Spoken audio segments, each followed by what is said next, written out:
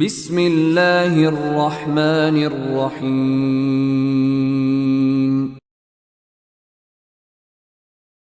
من يهده الله فلا مضل له ومن يضلله فلا هادي له وأشهد أن لا إله إلا الله وحده لا شريك له وأشهد أن محمدا عبده ورسوله يا أيها الذين آمنوا اتقوا الله حق تقاته ولا تموتن إلا وأنتم مسلمون يا أيها الناس اتقوا ربكم الذي خلقكم من نفس واحدة وخلق منها زوجها وبث منهما رجالا كثيرا ونساء واتقوا الله الذي تساءلون به والأرحام إن الله كان عليكم رقيبا يا أيها الذين آمنوا اتقوا الله وقولوا قولا سديدا يصلح لكم أعمالكم ويغفر لكم ذنوبكم ومن يطع الله ورسوله فقد فاز فوزا عظيما أما بعد فإن خير الحديث كتاب الله وخير الهدي هدي محمد صلى الله عليه وسلم وشر الأمور محدثاتها وكل محدثة بدعة وكل بدعة ضلالة وكل ضلالة في النار۔ محترم بھائیوں اور معزز خواتین، نکاح کے مسائل آپ کی خدمت میں پیش کیے جا رہے ہیں۔ نکاح کے مسائل میں محدثین ایک مسئلہ یہ بھی بیان کرتے ہیں، عورت سے جو فائدہ اٹھانا ہوتا ہے تو شوہر اور بیوی کا جو باہمی تعلق ہے، جو سیکس کا تعلق ہے، جو جنس کا تعلق ہے، جس میں دونوں میں سے ہر ایک دوسرے کے جسم سے بھرپور لطف اندوز ہوتے ہیں، تو اسی سلسلے کی کچھ چیزیں ہیں جو حدیث کی کتابوں میں ذکر کی گئی ہیں۔ تو آج ایک مسئلہ اس سلسلے کا آپ کے سامنے پیش کریں گے۔ محدثین یہ مسئلہ بیان کرتے ہیں اپنی حدیث کی کتابوں میں اس عنوان کے ساتھ کہ باب النہی عن اتیان المرأة فی دبورها، باب النہی عن اتیان المرأة فی دبورها، جس کا معنی اردو میں یہ ہوتا ہے کہ عورت کے جسم کے پیچھے والے حصے میں، جسے عربی میں دبر کہا جاتا ہے، جو لیٹرین کی جگہ ہوتی ہے، اور میں تھوڑا واضح لفظوں میں کہوں تو اس کو عربی میں دبر کہا جاتا ہے۔ تو عورت کے دبر کے تعلق سے، پیچھے والے حصے کے تعلق سے حدیث میں ممانعت آئی ہے کہ شوہر اس جگہ پہ مجامعت نہیں کر سکتا، اس کا بیان۔ تو یہ باقاعدہ عنوان ہوتا ہے حدیث کی کتابوں میں، یہ باب ہوتا ہے حدیث کی کتابوں میں، اور اس باب کے تحت کئی حدیثیں محدثین ذکر کرتے ہیں، اور یہ مسئلہ حدیث کی کتابوں میں پیش کیا جاتا ہے، اور اسی وجہ سے میں یہ مسئلہ آپ کے سامنے بھی پیش کر رہا ہوں۔ تو سب سے پہلے ایک حدیث آپ کے سامنے پیش کر رہا ہوں، وہ ابو ہریرہ رضی اللہ تعالی عنہ اس حدیث کے راوی ہیں، اور اس حدیث کو امام احمد بن حنبل نے اپنی مسند میں اور امام ابو داؤد نے اپنی سنن میں ذکر کیا ہے۔ ان دو محدثین کے علاوہ بھی بعض دوسرے محدثین نے اپنی کتابوں میں، حدیث کی کتابوں میں اس حدیث کو جگہ دی ہے، جس کے الفاظ یہ ہیں کہ اللہ کے رسول صلی اللہ علیہ وسلم نے ارشاد فرمایا، ملعون من اتى امرأته في دبرها او من اتى امرأة في دبرها، اور ایک روایت کے الفاظ یہ بھی ہیں کہ لا ينظر اللہ الى رجل جامع امرأته في دبرها۔ اس کا معنی یہ ہوتا ہے کہ اللہ کے رسول صلی اللہ علیہ وسلم نے فرمایا کہ اس پر لعنت ہوتی ہے، وہ شخص ملعون ہے، اللہ کی رحمت سے دوری ہوتی ہے اس کے حق میں، جو اپنی بیوی سے اس کے دبر میں جمع کرتا ہے۔ اور ایک روایت کے لیے الفاظ یہ بھی ہے کہ اللہ تعالیٰ ایسے شخص کی طرف دیکھتا نہیں ہے، اور اس دیکھنے سے مراد رحمت کی نظر سے دیکھنا، تو اس طرح سے معنی یہی ہوا کہ اللہ کی رحمت سے دوری ہوتی ہے۔ یہ ایک حدیث ہے، اس حدیث کو پیش کیا جاتا ہے اس بیان کے لیے کہ عورت سے اس کے پیچھے کے راستے میں، یعنی دبر میں جو ہے مجامعت کرنا، اس سے جو ہے مستری کرنا، یہ صحیح نہیں ہے اور یہ جائز نہیں ہے۔ یہ حدیث، اس کے حدیث کے اوپر کلام بھی ہے۔ اس حدیث کے اندر ایک راوی ہے الحارث بن مخلد،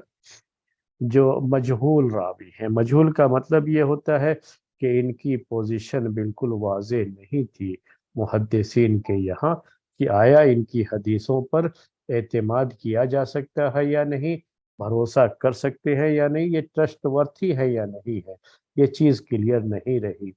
نہ ان کا ضعیف ہونا کلیئر رہا اور نہ ہی ان کا ٹرسٹ ورتھی ہونا کلیئر رہا، اور اسی لحاظ سے انہیں مجہول کہہ دیا جاتا ہے۔ تو یہ ایک حدیث تھی۔ ابو ہریرہ رضی اللہ تعالی عنہ سے ہی ایک دوسری حدیث بھی مروی ہے، اس کے الفاظ ہیں جو اس کو روایت کیا ہے امام احمد بن حنبل نے اپنی مسند میں، امام ترمذی نے روایت کیا ہے، امام ابو داؤد نے روایت کیا ہے، اور اس حدیث کے الفاظ ہیں کہ من اتا حائضا او امرأة فی دبرها او کاہنا فصدقه فقد کفر بما انزل علی محمد صلی اللہ علیہ وسلم، کہ پیارے نبی صلی اللہ علیہ وسلم نے ارشاد فرمایا کہ اگر کوئی شخص اپنی بیوی سے ہم بستری کرتا ہے، جمع کرتا ہے حیض کی حالت میں، یعنی اس کو حیض کے خون آ رہے ہیں، تو اس حالت میں جو ہے اس حیض کی جگہ، یعنی جسے عربی میں قبول کہا جاتا ہے، اس کے پیش جو ہے سامنے کا جو حصہ ہوتا ہے، پرائیویٹ پارٹ ہوتا ہے عورت کا، اگر کوئی شخص اس میں بستری کرتا ہے حیض جب آ رہا ہو، تو ایسے شخص کے بارے میں،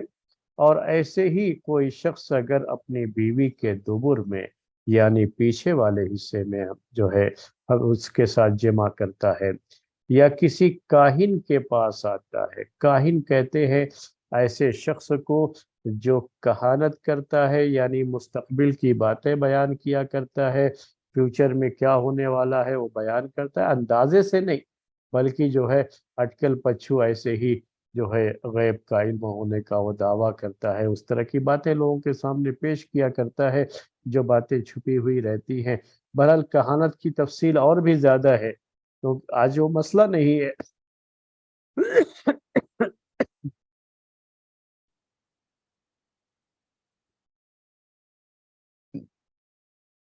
اس لیے میں وہ مسئلہ آپ کے سامنے نہیں پیش کر رہا ہوں۔ یہ مسئلہ صرف کیا ہے،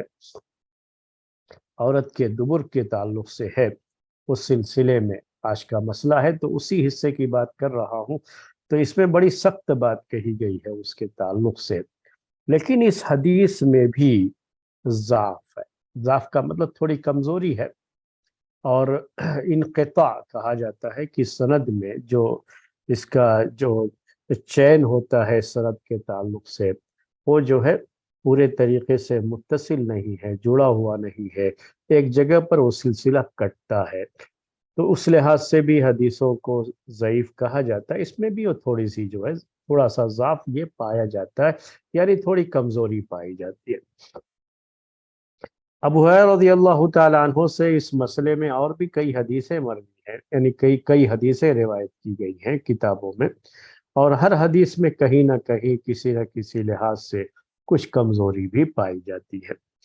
ایک اور صحابی ہو خزیمہ بن ثابت رضی اللہ تعالی عنہ، ان سے ایک حدیث مروی ہے اس مسئلے میں، جس کو امام احمد بن حنبل نے روایت کیا ہے اپنی مسند میں، اور امام ابن ماجہ نے روایت کیا ہے اپنی سنن میں، اور وہ کہتے ہیں خزیمہ بن ثابت رضی اللہ تعالی عنہ کہ نبی صلی اللہ علیہ وسلم نے منع کیا ہے اس بات سے کہ آدمی اپنی بیوی سے اس کے دبر میں جمع کرے۔ تو یہ بھی ایک حدیث ہے، اس حدیث میں بھی تھوڑی کمزوری ہے، وہ کمزوری اس حدیث میں بھی پائی جاتی ہے۔ وہ ایک حدیث جو ہے علی بن ابی طالب سے بھی جو ہے روایت کی جاتی ہے۔ یہ الگ مسئلہ ہے کہ یہ علی بن ابی طالب ہے یا علی بن طلق ہے، ایک جو ہے دوسرے صحابی، لیکن بہرحال ایک حدیث اس معنی کر کے جو ہے امام احمد بن حنبل نے اپنی کتاب مسند میں روایت کیا ہے، جس کے الفاظ یہ ہے کہ نبی صلی اللہ علیہ وسلم نے فرمایا لا تأتوا النساء فی عجازہن او قال فی ادبارہن، کہ عورتوں سے ان کے دبر میں جماع مت کیا کرو۔ اس حدیث کی سند بھی ضعیف ہے، اس میں بھی کمزوری پائی جاتی ہے۔ ایک اور حدیث عمر بن شعیب عن ابیہ عن جدہ، جو ہے سلسلہ ہے سند کا، اسے کہا جاتا ہے عمر بن شعیب عن ابیہ عن جدہ۔ اس حدیث کو امام احمد بن حنبل نے اپنی کتاب مسند احمد میں روایت کیا ہے، جس میں الفاظ یہ ہے کہ اللہ کے رسول صلی اللہ علیہ وسلم نے یہ فرمایا ہے کہ اگر کوئی شخص اپنی بیوی سے اس کے پیچھے کے راستے میں یعنی دبر میں جو ہے جمع کرتا ہے تو سمجھو کہ یہ لواطت ہے، چھوٹی سی لواطت ہے، یعنی قوم لوط کے یہاں جو بیماری پائی جاتی تھی اور آج پھر سے دنیا میں یہ بیماری لوگ عام کرنے کی کوشش کر رہے ہیں اور اس کی تائید کرتے ہیں، اس کے لیے باقاعدہ جو ہے دنیا میں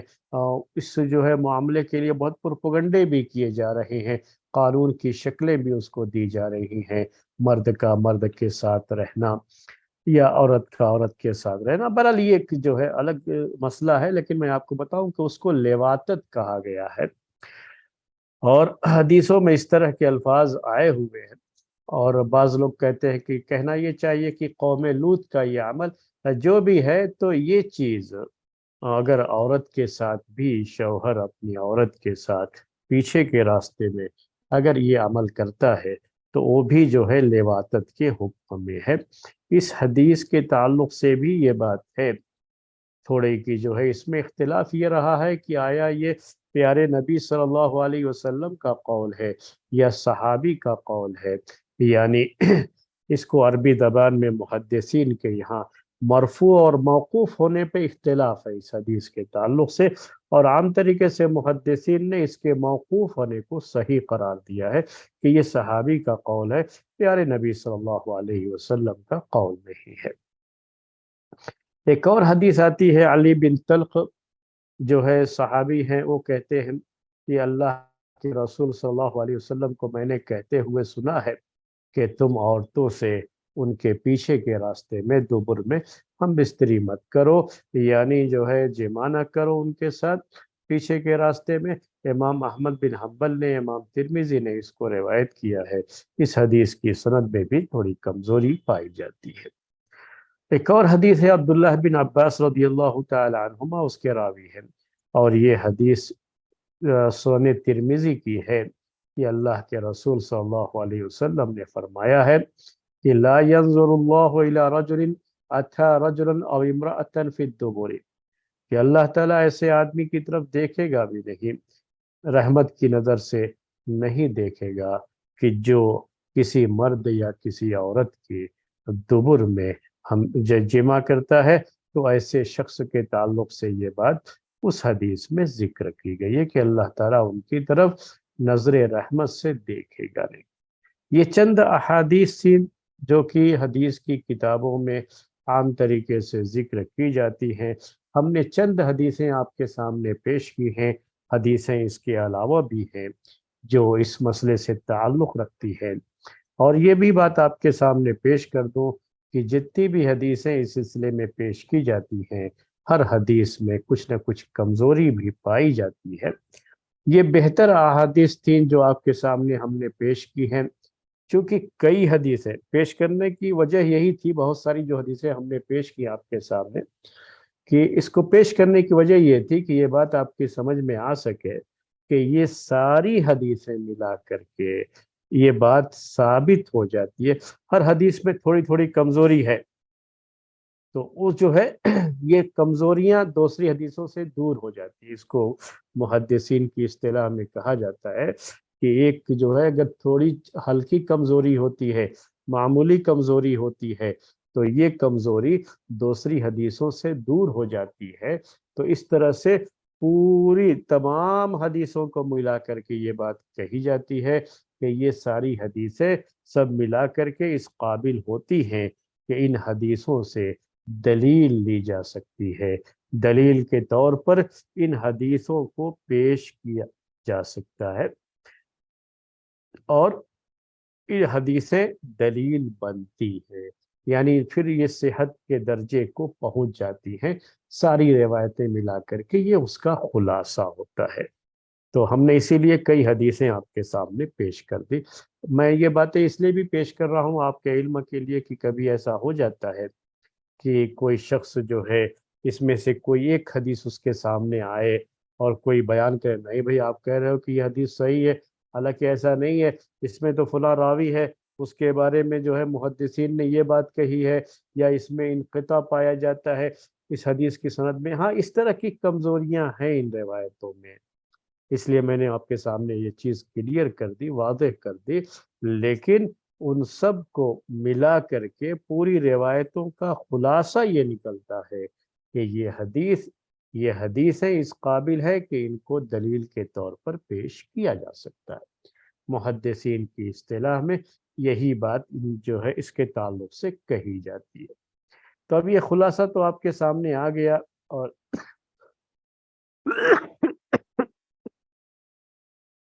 کہ محدثین نے ان حدیثوں کو اس قابل مانا ہے کہ اس کو دلیل کے طور پر پیش کیا جاتا ہے۔ اب یہ مسئلہ جو ہم اس کلاس میں عام طریقے سے اگر کوئی اختلاف رہا ہے، اختلاف رائے ہو، ڈیفرنٹ ٹائپ کے اوپینین رہے ہوں ائمہ کرام کے، علماء کرام کے، فقہاء اعظام کے، تو ہم وہ آپ کے سامنے پیش کرتے ہیں، اسے شیئر کرتے ہیں، یہ ہمارا طریقہ ہے۔ کوئی صرف ایک رائے نہیں پیش کرتے، ہم جو ہے اگر دلیلیں ہوتی ہیں، رائے ہوتی ہے الگ الگ، تو ہم سب کو پیش کرتے ہیں۔ یہ ہمارا شروع سے اس درس میں طریقہ رہا ہے۔ اگر کچھ بھائی اور بہن بعد میں شریک ہوئے ہوں تو ان کے لیے میں نے یہ بات کلیئر کی ہے۔ ہم کافی زمانے سے یہ دروس پیش کر رہے ہیں، طہارت کے مسائل سے بات شروعات ہوئی تھی، اور جو ہے آج نکاح کے مسائل چل رہے ہیں، تو ایک ترتیب سے یہ مسائل ہم پیش کرتے آئے ہیں۔ تو ہمارا طریقہ اس میں یہی رہا ہے، میتھڈ ہمارا یہی رہا ہے کہ ہم جو بھی علماء کرام کے، اہل علم کے، فقہاء اعظام کے، ائمہ کرام کے جو بڑے بڑے ائمہ گزرے ہوئے ہیں اور فقہا گزرے ہوئے ہیں، ہم ان سب کی رائے بھی پیش کرتے ہیں اس درس میں۔ تو آج کی ہم مسئلہ ہے ہمارے سامنے، ہم نے حدیث کے تعلق سے تو آپ کے سامنے پیش کر دی باتیں، جو حدیثیں تھیں ان میں سے جو بہتر حدیثیں تھیں وہ حدیثیں ہم نے آپ کے سامنے پیش کر دی ہیں،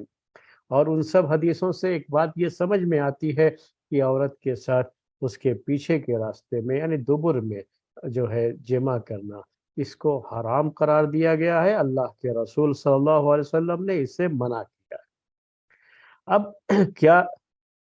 فقہائے کرام کی سب کی یہ متفق علیہ رائے تھی، یعنی سب لوگ اسے حرام مانتے تھے، یا ایسی بھی کچھ جو ہے رائے پہلے تھی کہ جو ہے بعض لوگ اس کو جائز بھی مانتے رہے ہوں؟ وہ تھوڑی سی تفصیل آپ کے سامنے پیش کرنا چاہتا ہوں۔ اس سلسلے میں امام شافعی رحمۃ اللہ علیہ سے ایک بات آتی ہے، ابن عبد الحکم جو ہے ذکر کیا جاتا ہے کہ ان کے جو ہے ان سے یہ بات جو ہے روایت کرتے ہیں محمد بن عبد الحکم، کبھی جو ہے ابن عبد الحکم کہہ لیا جاتا ہے، ان کا نام اصل محمد ہے، تو محمد بن عبد الحکم، انہوں نے امام شافعی رحمۃ اللہ علیہ کے تعلق سے یہ بات ذکر کی ہے کہ امام شافعی یہ کہا کرتے تھے کہ بیوی سے پیچھے کے راستے میں جمع کرنے سے منع کرنے کی، حرام ہونے کی کوئی بھی حدیث ثابت نہیں ہے۔ وہ یہ بات کہا کرتے تھے، یعنی یہ چیز حرام ہے اس کے تعلق سے بھی کہتے تھے کوئی روایت جو ہے ثابت نہیں ہے، یا اس کے حلال ہونے کے تعلق سے بھی کوئی حدیث، کوئی روایت ثابت نہیں ہے۔ تو مسئلہ اب یہ ہے کہ کیا یہ چیز جائز ہوگی، جائز نہیں ہوگی؟ تو اصلاً تو بیوی کے ساتھ جو ہے لذت حاصل کرنے میں پورے طریقے سے آزادی جو ہے دی گئی اس سلسلے میں، دونوں میں سے ہر ایک کو یہ آزادی حاصل ہے۔ اس سے پہلے بھی ہم نے آپ کے سامنے یہ باتیں جو ہے ذکر کی ہیں، اس طرح کی باتیں بیان کی ہیں۔ تو آج وہ بات بھی آپ کے سامنے پھر سے ذکر کر رہے ہیں۔ تو امام شافعی رحمۃ اللہ علیہ کی ایک رائے ابن عبد الحکم نے یہ ذکر کی ہے کہ امام شافعی اس کو جائز سمجھتے تھے۔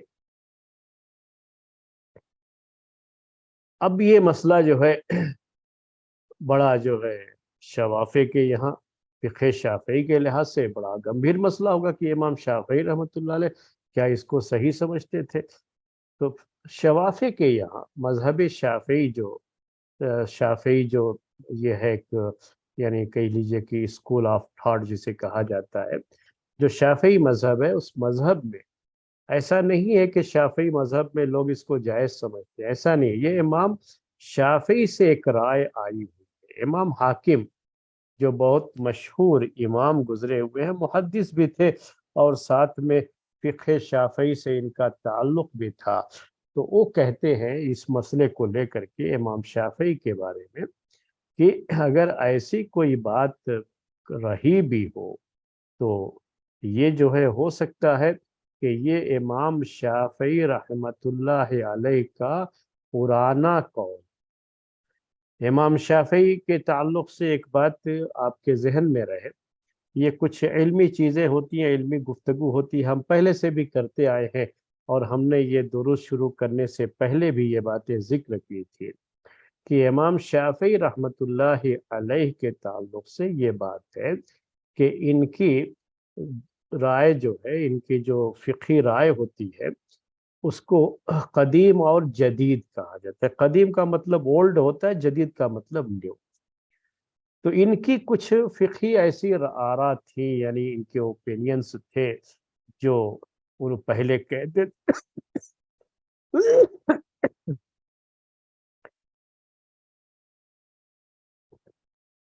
جو پہلے ذکر کرتے تھے بعد میں انہوں نے اس سے رجوع کر لیا،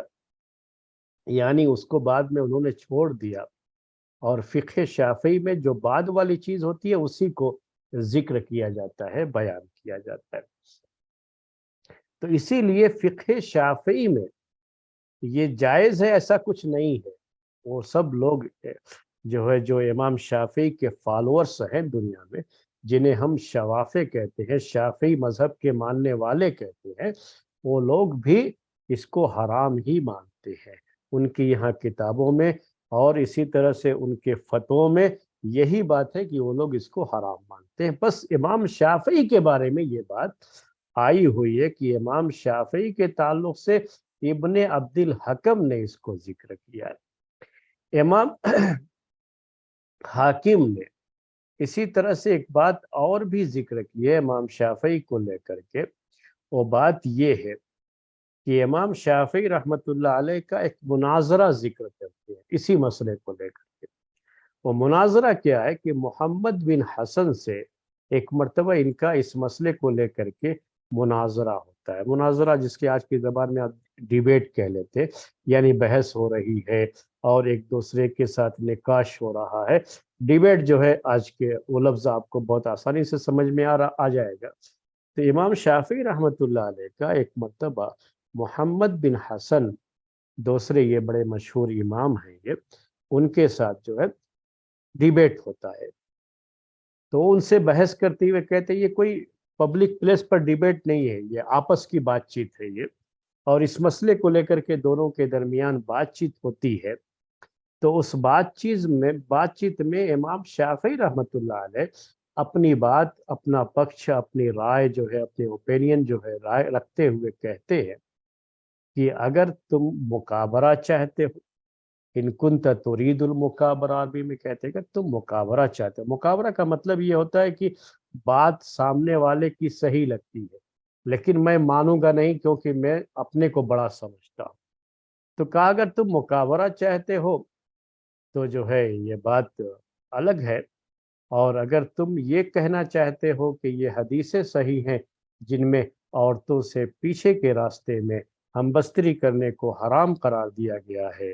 تو یہ الگ مسئلہ ہے، یہ تمہاری بات ہو سکتی ہے، لیکن میں جہاں تک سمجھتا ہوں یہ روایتیں صحیح نہیں ہیں۔ اور اگر تم انصاف کی بات کرنا چاہتے ہو تب بتاؤ مجھے کہ جو ہے تب ہم آپس میں بحث کر سکتے ہیں۔ تو جب انصاف کی بات آئی تب انہوں نے کہا محمد بن حسن سے کہ یہ بتاؤ کہ تم اسے حرام کیسے قرار دیتے ہو؟ کیا تمہارے پاس بیس ہے کہ یہ حرام؟ دلیل کیا ہے اس کے لیے؟ پروف کیا ہے؟ تو انہوں نے قرآن کی آیت پیش کی، فَاتُوهُنَّ مِنْ حَيْثُ أَمَرَكُمُ اللَّهُ، کہ تم، یا دوسری جگہ پر ہے قرآن میں فَأْتُوا حَرْثَكُمْ أَنَّىٰ شِئْتُمْ۔ تو انہوں نے پیش کیا امام محمد بن حسن نے کہ یہ جو ہے چیز یہ فرج میں ہو سکتی ہے۔ فرج کا مطلب ہوتا ہے سامنے کا جو پرائیویٹ پارٹ ہے عورت کا، تو اسی میں یہ چیز ہو سکتی ہے، پیچھے نہیں ہو سکتی۔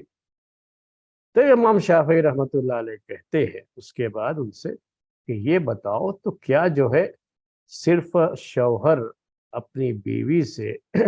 وہ جو سامنے کا پرائیویٹ پارٹ ہے جسے فرج کہا جاتا ہے اسی حد تک فائدہ اٹھا سکتا ہے،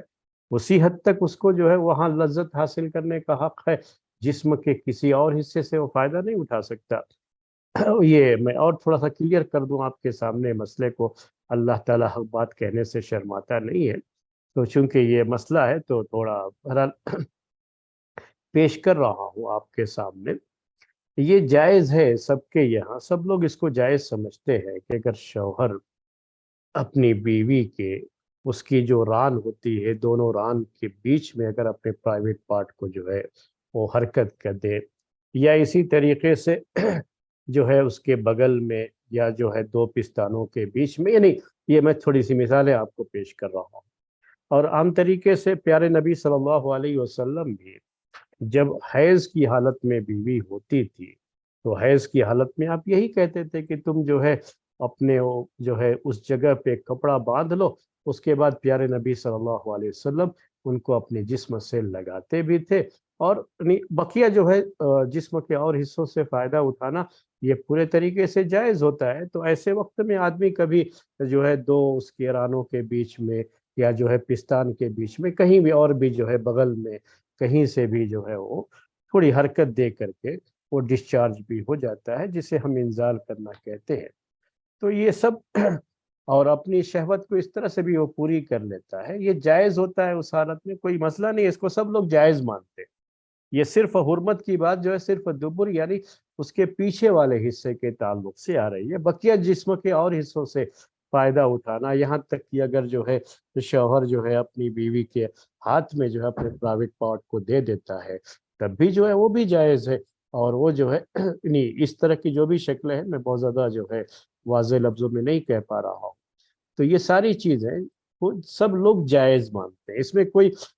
کوئی بھی حرام نہیں مانتا۔ تو امام شافعی رحمۃ اللہ علیہ وہی بات کہتے ہیں کہ کیا صرف سامنے والا جو پرائیویٹ پارٹ ہے جسے فرج کہتے ہیں، کیا وہاں پہ ہم بستری کرنا وہ تو اپنی جگہ پر ہے ہی، تو کیا دوسری جگہوں پر بھی اگر وہ رگڑ کر کے ڈسچارج ہوتا ہے تو کیا وہ سب حرام کہو گے اس کو؟ تو محمد بن حسن نے کہا کہ نہیں، وہ حرام نہیں ہے، جائز ہے یہ۔ تو کہا کہ تب تم کیسے پھر دلیل لیتے ہو اس سے؟ تو اس آیت کی روشنی میں اگر بات کرو گے کہ صرف ایک ہی جگہ پر جائز ہے تب تو پھر یہ ساری چیزیں بھی جائز نہیں ہوں گی، حرام ہو جائیں گی۔ پھر سے جو ہے وہ دوسری آیت پیش کرتے ہیں کہ اللہ تعالیٰ نے فرمایا والذین هم لفروجہم حافظون، کہ وہ لوگ جو اپنی شرمگاہوں کی حفاظت کرتے ہیں۔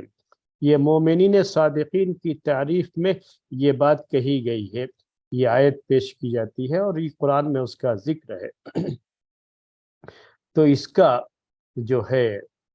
اس کو بھی پیش کرتے ہیں اس سلسلے میں۔ تو کہا امام شافعی رحمۃ اللہ علیہ نے کہ یہ آیت تو جائز ہونے کی دلیل بنتی ہے، یعنی اس میں یہ ہے کہ اپنی شرمگاہوں کی وہ حفاظت کرتے ہیں۔ کیسے حفاظت کرتے ہیں؟ کہ اس کو حرام جگہ پہ نہیں لے کے جاتے ہیں۔ تو بیوی ہے اس کی، اپنی بیوی سے جائز طریقے سے اپنی شہوت کو پوری کر لیتے ہیں۔ تو اپنی بیوی کے ساتھ ہی چونکہ یہ معاملہ کر رہا ہے وہ، تو اس لیے تو یہ چیز اس کے لیے جائز ہوگی۔ کہیں اور جو ہے جائے کسی اور کے ساتھ اس طرح کی غلط حرکت کرے تو اس سے حفاظت ہونی چاہیے، اور اس کی حفاظت کی ایک شکل یہ بھی ہے کہ وہ اپنی بیوی کے ساتھ ہی اپنی جو ہے خواہشات کو پوری کر رہا ہے۔ تو بہرحال یہ مسئلہ بھی ہوتا ہے، پیش آتا ہے، تو امام شافعی رحمۃ اللہ علیہ کہتے ہیں کہ یہ بھی حرام ہونے کی دلیل نہیں ہوتی۔ ایک جو ہے ڈیبیٹ چلتا ہے آپس میں، تو خلاصہ جس کا یہ نکلتا ہے کہ آپ قرآن کی آیتوں سے اس کے حرام ہونے کی دلیل نہیں لے سکتے۔ اب مسئلہ حدیثوں کا آتا ہے، تو امام شافعی رحمۃ اللہ علیہ ان حدیثوں کو صحیح نہیں سمجھتے تھے۔ میں ایک روایت ان کی پیش کیا میں نے، ابن عبد الحکم جو ہے وہ جو پیش کرتے ہیں اس کی روشنی میں، تو امام شافعی رحمۃ اللہ علیہ کے بارے میں ایک رائے یہ آتی ہے، ایک رائے کا، اس کو نوٹ کر لیجئے گا، ایک رائے آتی ہے اس طرح۔ لیکن فقہ شافعی میں کہیں یہ بات جائز نہیں سمجھی گئی ہے، اور ان کی کتابوں میں بھی، اور اسی طرح سے ان کے فتوے جو ہیں، شوافق کے جو فتوے ہیں، ان کے فتووں کی جو کتابیں ہیں، ان سب میں لوگ اس کو حرام ہی سمجھتے ہیں۔ ایک اور جو ہے بات اس سلسلے کی، امام مالک رحمۃ اللہ علیہ کے تعلق سے بھی یہ بات جو ہے ان کے بعض شاگردوں نے ذکر کی ہے۔ امام مالک سے بھی اس سلسلے میں ان کے شاگرد الگ الگ شہروں کے، تو ان کی فقہ جو رہی ہے نا، امام مالک کی فقہ جو ہے جنہیں مالکی کہا جاتا ہے، ان کے جو فالورز ہیں ان کو مالکی جو کہا جاتا ہے، تو باقاعدہ ان کی فقہی کتابیں بھی ہیں، ہر جو ہے جو امام ہیں ان کی ماننے والوں کی جو ہے فقہی کتابیں، لکھی ہوئی فقہی کتابیں بھی موجود ہیں۔ تو امام مالک رحمۃ اللہ علیہ کے جو شاگرد تھے، جو اسٹوڈنٹ تھے ان کے، تو یہ الگ الگ شہروں کے تھے، اور بعد میں الگ الگ شہروں میں جا کر کے بسے بھی ہیں۔ تو الگ الگ شہروں کے بعض جو ہے ان کے جو شاگرد ہیں، ان میں سے بعض شہروں کے شاگرد نے امام مالک سے روایت کیا، ذکر کیا ہے کہ وہ اس کے جائز ہونے کے قائل تھے، لیکن سب لوگوں نے ذکر نہیں کیا۔ اس سلسلے میں صرف جو ہے بعض شہر والوں کی بات ذکر کی گئی ہے۔ عراق کے علاقے کے جو ان کے شاگرد تھے، انہوں نے یہ ذکر کیا ہے کہ امام مالک رحمۃ اللہ علیہ بھی حرام ہونے کے قائل تھے اس سلسلے میں۔ تو امام مالک سے بھی دونوں طرح کی رائے ان کے شاگردوں نے ذکر کی ہے۔ ایک رائے یہ ذکر کی ہے کہ امام مالک رحمۃ اللہ علیہ جائز سمجھتے تھے اس کو، ان کے بعض شاگردوں نے، بعض جو ہے علاقے کے شاگردوں نے یہ ذکر کیا ہے، جبکہ عراق کے شاگردوں نے یہ ذکر کیا ہے کہ امام جو ہے مالک رحمۃ اللہ علیہ اس کو حرام ہی سمجھتے تھے۔ تو مالکیہ کے یہاں جو فالورز ہیں امام مالک کے، ان کے یہاں یہ بات بڑی کلیئر ہے، بڑی واضح ہے کہ وہ اس کو حرام ہی سمجھتے ہیں۔ تو ان کے یہاں بھی یہ حرام ہی ہے۔ اسی لیے پوری بات کا خلاصہ یہ نکلا کہ جو مشہور آپ جانتے ہیں چار جو ہے جو فقہی مذاہب کہلاتے ہیں، یعنی فقہ حنفی، فقہ شافعی، فقہ مالکی اور فقہ حنبلی، ان چاروں کے یہاں یہ بات مسلم ہے کہ یہ حرام ہے۔ بقیہ جو ہے علماء اہل حدیث وہ بھی اس بات کو کلیئر طور پر، بہت کلیئر کٹ انداز میں، اس میں تھوڑا شبہ ایسا ہے ویسے کوئی بات نہیں ہے، بالکل کلیئر کٹ انداز میں یہ بات جو ہے کہتے ہیں کہ یہ حرام ہے، جائز نہیں ہے۔ تو یہ بات تھی جو فقہی جو ہم تفصیل آپ کے سامنے پیش کرتے ہیں، وہ تفصیل ہم نے آپ کے سامنے پیش کی۔ اس سلسلے میں ایک مسئلہ یہ بھی پیش ہوتا ہے جب یہ باتیں آتی ہیں، وہ مسئلہ یہ تھا کہ قرآن میں جو یہ آیت ہے کہ النساء حرث لکم فاتوا حرثکم انا شئتم، کبھی اس آیت کو لے کر کے بھی بعض لوگ جو ہے تھوڑا سا کنفیوز ہوتے ہیں، یا دشمنوں کی طرف سے جو باتیں کہی جاتی ہیں اسلام کے تعلق سے اس کو بھی لے کر کے کہ کیا عورتوں کی آپ لوگوں کی یہاں کوئی عزت نہیں ہے، کہ آپ نے عورتوں کو کھیتی بنا دیا، یعنی جو ہے غلط انداز سے اس کو پیش کرتے ہیں۔ قرآن میں یہ آیت ہے، اور یہ آیت ایک خاص جو ہے پس منظر میں، بیک گراؤنڈ میں یہ آیت نازل ہوئی تھی، وہ ہمارے ذہن میں رہنا چاہیے، اور اسی لحاظ سے یہ بات کہی گئی ہے۔ اور عورتوں کو جو کھیتی کہا گیا کہ جو ہے النساء حرث لکم، یہ عورتیں تمہارے لیے کھیتیاں ہیں، تو ہم لوگ کچھ اور سمجھ لیتے ہیں اس کو، یا دنیا والوں نے اسے کچھ اور سمجھا کہ شاید جو ہے اسلام عورتوں کو اہمیت نہیں دیتا ہے، انہیں عزت نہیں دیتا ہے، اور یہ سمجھتا ہے کہ عورتیں تو کھیتیاں ہیں مردوں کی، جو جیسے چاہے جو چاہے کرے۔ تو ایسا کچھ نہیں ہے، اس آیت کا ایسا کچھ مطلب بھی نہیں ہے۔ یہ آیت اصل میں اس موقع پر نازل کی، اس آیت کی نزول کے بارے میں، کہ آیت کے نازل ہونے کا پس منظر کیا ہے، یعنی بیک گراؤنڈ کیا ہے، اس کے تعلق سے 3 طرح کی روایتیں آتی ہیں۔ جو زیادہ مشہور روایتیں ہیں وہ آپ کے سامنے پیش کرنا چاہوں گا۔ اس کے پہلے یہ بات کلیئر کر دوں کہ یاد رکھیے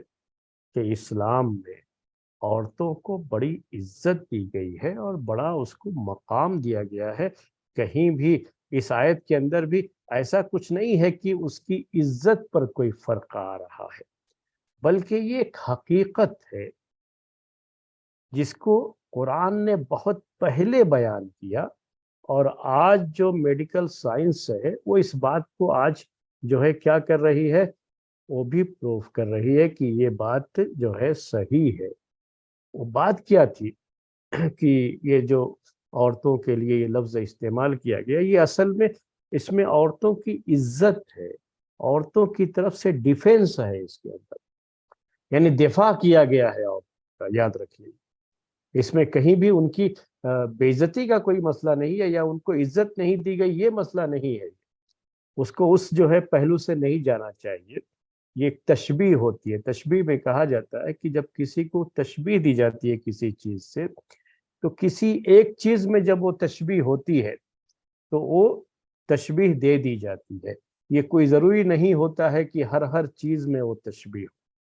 میں آپ کو تھوڑی سی اس کی ایک مثال دے کر کے سمجھاؤں، یہ مسئلہ سمجھنے کا ہے، کیونکہ دشمن خاص طریقے سے اس آیت کو بہت پیش کرتے ہیں کہ جو ہے دیکھو تمہارے جو ہے مذہب میں، تمہارے دین میں عورتوں کو کوئی مقام نہیں ہے۔ اور کبھی کبھی یہ باتیں عورتیں ہماری جو ہے ہماری خواتین سنتی ہیں، تو شاید ان کے ذہنوں میں بھی بات ایسی آنے لگتی ہے کہ ہاں دیکھو کیا ہمیں جو ہے کھیتی کہہ دیا گیا، کھیت کہہ دیا گیا، ہمارے ہل چلانے کا۔ تو یہ جو ہے ویسا کچھ نہیں ہے، ویسا تشبیہ جو ہے یہ، یعنی اس کا مطلب کیا ہوتا ہے کہ تمہارے لیے کھیتی کی طرح، تشبیہ کہتے ہیں اس کو جو ہے۔ اور تشبیہ میں کیا ہوتا ہے کہ کسی ایک چیز میں بھی مشابہت رہتی ہے تو تشبیہ دے دی جاتی ہے۔ جیسے ہم اردو میں بھی استعمال کرتے ہیں، عربی میں بھی یہ بات استعمال کرتے ہیں کہ کوئی آدمی بڑا بہادر ہوتا ہے تو کیا کہتے ہیں ہم، دیکھو میرا شیر بچہ آ گیا، میرا بچہ شیر ہے، ایسا وہ کہتے ہیں۔ جو یہ زبانیں ہوتی ہیں، یہ جو ہے بلاغت جسے کہا جاتا ہے، یہ تشبیہ کہتے ہیں، تشبیہ لوگ دیتے ہیں اس طرح سے۔ اور کسی کی بہادری کو بتانا ہوتا ہے تو بہادری کو بتانے کے لیے کیا کرتے ہیں، اس کو شیر سے تشبیہ دیتے ہیں۔ تو جب یہ کہا گیا کہ وہ شیر بچہ ہے یا شیر سے تشبیہ، تو کیا یہ مطلب ہوتا ہے کہ ہر وہ چیز جو شیر کے اندر ہے اس کے اندر بھی ہے؟ کیا بھی یہ اپنے جو ہے چیڑ پھاڑ کر کے شکار کر کے کھاتا ہے، اس طرح سے چیڑ پھاڑ کرتا ہے کسی کو بھی جو ہے؟ کیا وہ شخص جو اس کے بھی دم ہوگی جیسے شیر کے دم ہوتی ہے؟ کیا وہ بھی 4 پیروں پر چلے گا جیسے شیر چلتا ہے؟ ہر چیز میں نہیں ہوتی ہے وہ چیز، وہ کسی ایک چیز میں جو ہے وہ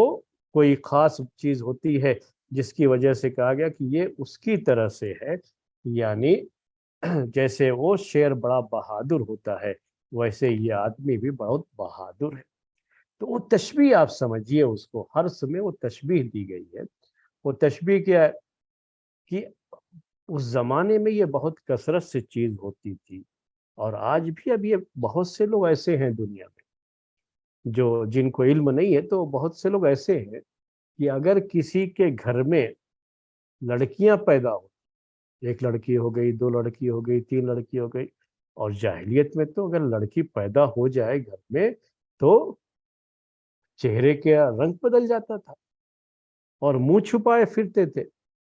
اور ایسا لگتا تھا کہ سارا کی سارا قصور اس عورت کا ہے جس نے لڑکی کو جنم دیا. اور آج بھی بہت ساری جگہوں پر ایسا ہے، مجھے گھر کا وارث چاہیے، لڑکا ہی چاہیے. لڑکی ہو گئی تو گویا کہ یہ لڑکی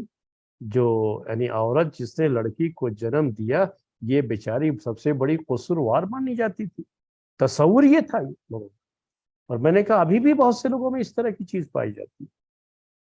تو یہ چیز جو ہے یہ تصور غلط ہے. عورت کی مثال اس سلسلے میں صرف ایک کھیتی کی ہے. کیا ہے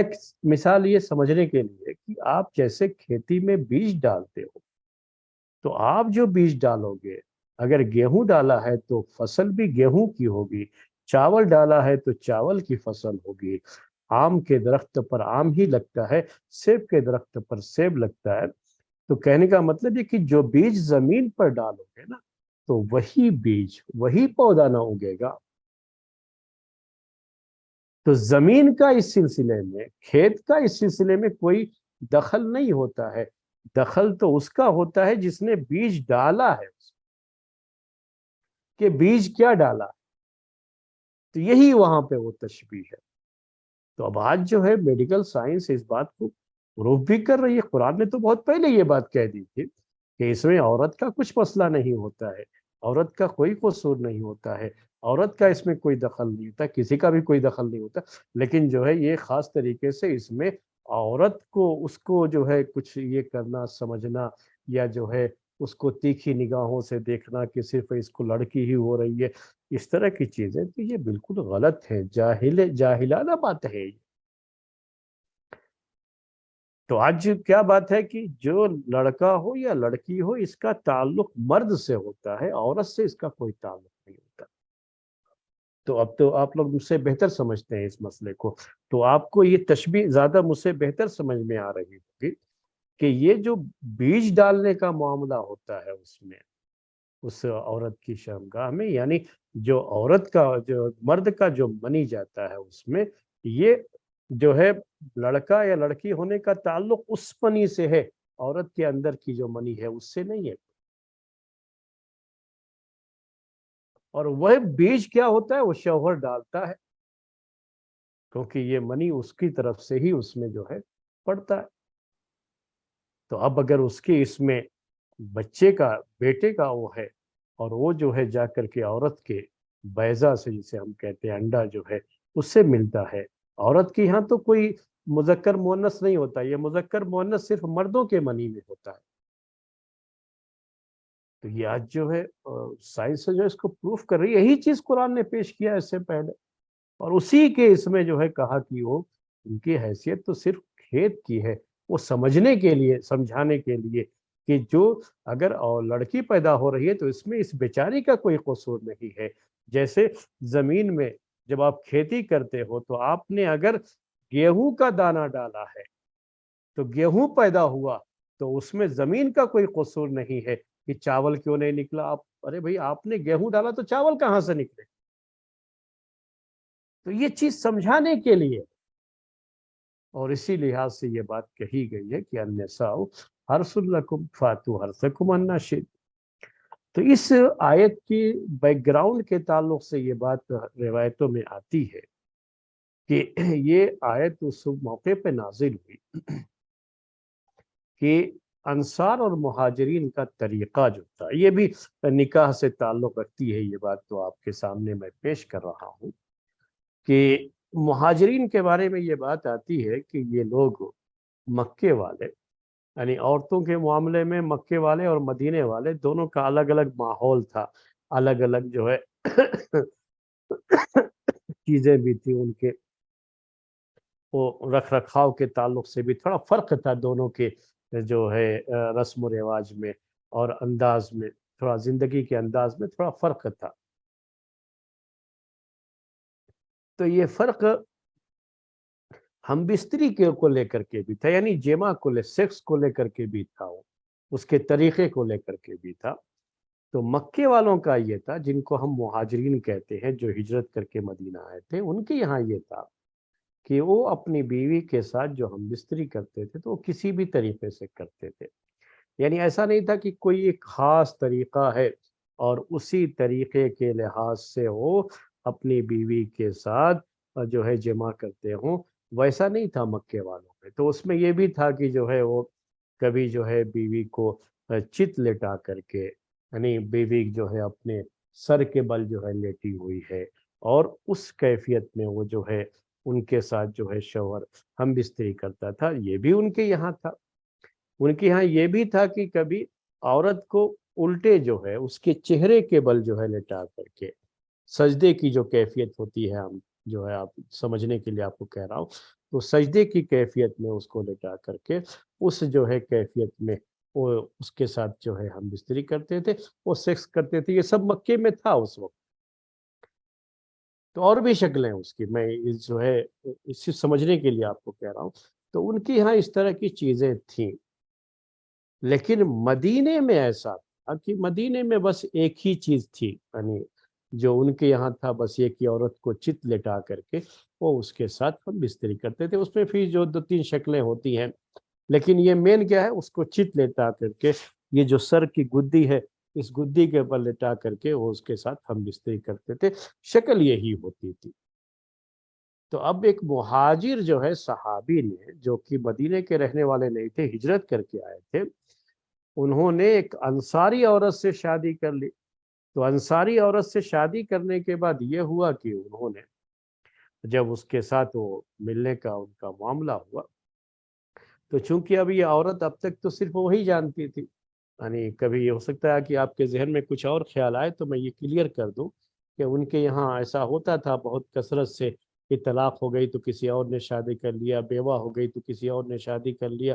یہ کثرت سے ان کے یہاں شادیاں ہوتی تھی۔ آج ہمارے یہاں یہ بڑا مسئلہ ہے نا کہ طلاق ہو جائے یا بیوہ ہو جائے عورت تو پھر جلدی کوئی اس سے شادی نہیں کرتا، تو ان کے یہاں یہ چیزیں نہیں تھی۔ تو بہرحال یہ عورت جو کہ انصاری عورت تھی، اس کو پہلے سے پتہ تھا انصار کے تعلق سے، چونکہ اس کو پہلے سے یہ چیزیں جو ہے اس کے سامنے تھی، یا تو مطلقہ رہی ہو یا بیوہ رہی ہو، جو پہلے سے اس کو پتہ تھا کہ کس طرح سے ہم بستری کی جاتی ہے۔ تو جو انصار کے یہاں مشہور تھی بات چت لٹا کر کے ہم بستری کرنے کی، اس کے علاوہ دوسرے طریقے سے جب مہاجر صحابی نے اس عورت کے ساتھ ہم بستری کرنی چاہی، تو عورت نے کہا نہیں نہیں۔ ایسا ہو جاتا ہے بہت مرتبہ، جو ہے ابھی بھی بعض خواتین کی طرف سے یا کبھی مردوں کی طرف سے بھی ہو جاتی ہے یہ چیزیں، جو ہے کہ وہ جو چیزیں ذہنوں میں بیٹھی ہوتی ہے نا کہ بس وہ اس کے علاوہ کچھ اور کرنا، نہیں نہیں یہ جائز نہیں ہوگا، ایسا نہیں، کیسے یہ کیسے کریں گے؟ تو ویسا وہ عورت جو ہے تھوڑا یہ ہوگا کہ نہیں نہیں، جب تک ہم اس کے بارے میں پوچھ نہیں لیں گے کہ یہ جائز ہے، تب تک ہم اس کی طرف نہیں جائیں گے۔ تو ویسا ان کے ذہنوں میں بیٹھ گیا تھا کہ گویا اس طریقے کے علاوہ کسی اور طریقے سے ہم بستری کر لیں تو وہ بستری کرنا کسی اور طریقے سے حرام ہو جائے۔ تو اس عورت نے کہا، اس خاتون نے کہا کہ نہیں، ہم پوچھنے کے بعد ہی یہ کریں۔ بعد میں اللہ کے رسول صلی اللہ علیہ وسلم سے اس سلسلے میں دریافت کیا گیا، تو اللہ تعالیٰ نے یہ آیت نازل فرمائی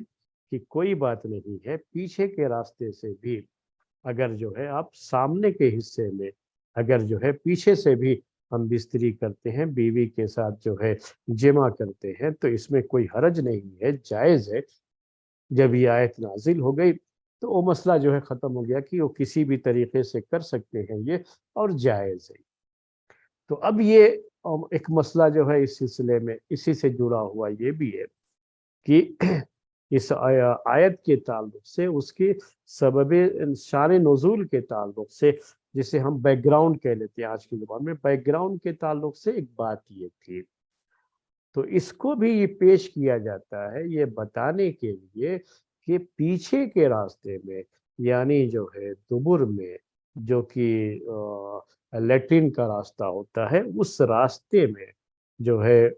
جو جمع کرنا یہ حرام ہے، کیونکہ آیت کے اندر بھی یہ بات ذکر کی گئی ہے کہ پیچھے سے وہ طریقے کے طور پر یہ چیز ہے، لیکن جس جگہ پہ وہ جمع کرے گا وہ جگہ سامنے کا اس کا پرائیویٹ پارٹ ہے عورت کا، جسے ہم فرج کہتے ہیں، فرج میں جسے قبل بھی کہتے ہیں، قبل میں ہی وہ جو ہے ہم وہ جمع کرے گا، جگہ وہی ہوگی۔ تو یہ چند باتیں تھیں جو اس مسئلے سے تعلق رکھتی تھیں، ہم نے آپ کے سامنے جو ہے پیش کیا۔ تو یہ چونکہ کتاب النکاح میں ہی عام طریقے سے محدثین اس کو پیش کرتے ہیں، اور چونکہ شوہر اور بیوی کے باہمی تعلقات میں یہ بھی ایک اہم مسئلہ ہوتا ہے، اور بہت ساری جگہوں پر بہت ساری جو ہے بہت سارے لوگوں کے یہاں بھی اس طرح کی چیز پائی جاتی ہے، اور آج ہمارے جو ہے بہت سارے بہن بھائی اس طرح کے سوالات کرنے میں تھوڑا شرماتے بھی ہیں اور بیان نہیں کرتے، کبھی جو ہے کسی سے پوچھتے بھی نہیں ہیں۔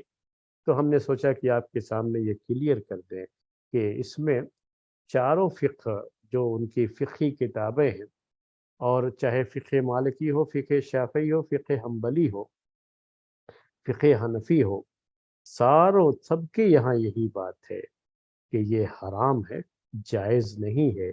بیوی کے پیچھے کے راستے سے وہ استمتاع کا مطلب یہ ہے کہ وہ جمع نہیں کر سکتا، اس کو حرام قرار دیا گیا۔ ویسے بھی وہ جگہ اس کام کے لیے مناسب نہیں ہے، اور اللہ تبارک و تعالیٰ نے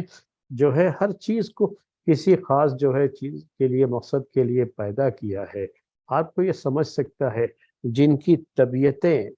بڑی نفاست والی ہوتی ہے نا، تو نفاست جن کے مزاج میں ہو، وہ خود بھی کبھی نہیں چاہیں گے، کیونکہ وہ گندی جگہ مانی جاتی ہے اس لحاظ سے، کیونکہ وہ پاخانے کی جگہ ہوتی ہے، تو اس کو اس لحاظ سے اس کام کے لیے مناسب جگہ وہ ہے بھی نہیں، اور اس سے بچنا ہی چاہیے، اور کبھی بھی جو ہے اس طرح کی حرکت نہ ہو۔ اور شوہر اور بیوی ہوتے ہیں، ان کے باہمی تعلقات ہوتے ہیں، ہر طرح سے ان کو ایک دوسرے سے لذت حاصل کرنے کی پوری چھوٹ دی گئی ہے، لیکن یہ ایک جو ہے جگہ ایسی ہے کہ اس سے روکا گیا ہے ان کو، جیسے حیض کی حالت میں عورت کے ساتھ جو ہے سامنے والے حصے میں بھی جو ہے جمع کرنے سے منع کیا گیا ہے، کیونکہ اس وقت جو خون آتا ہے اسے گندا خون مانا گیا ہے،